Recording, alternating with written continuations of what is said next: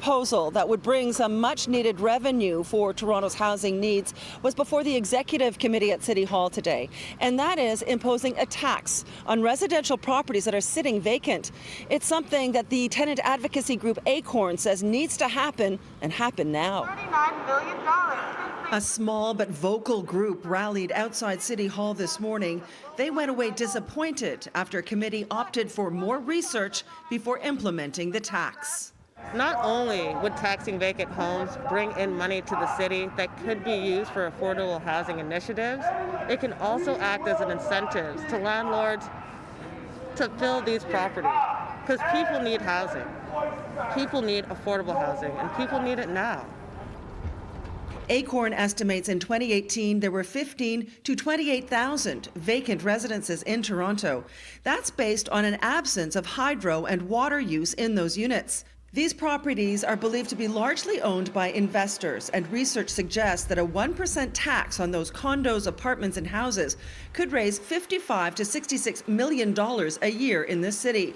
That could go to affordable housing. Acorn says it's an obvious solution that could help Toronto's struggling homeless population, which they say city officials cannot possibly be blind to. There's no way they can come to work every day down here at City Hall. There's no way they can move around the city and not see people struggling. And then to sit back and allow the wealthy to have empty properties, especially now, it's damn near criminal.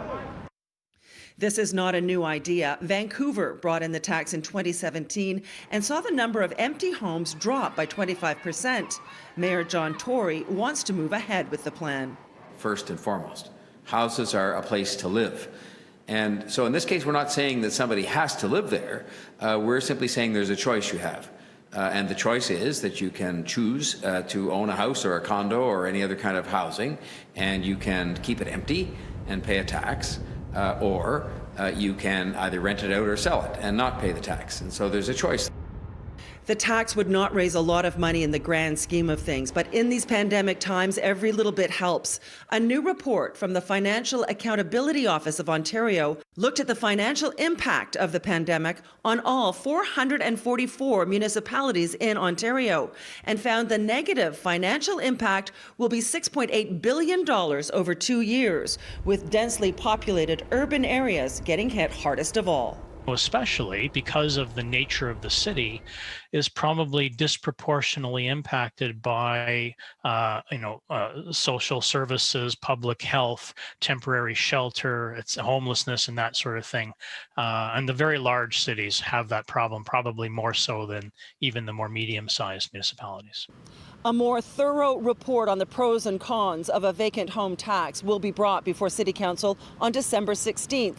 If adopted, the tax will likely not be implemented until 2022. I'm Pam Seatle, City News.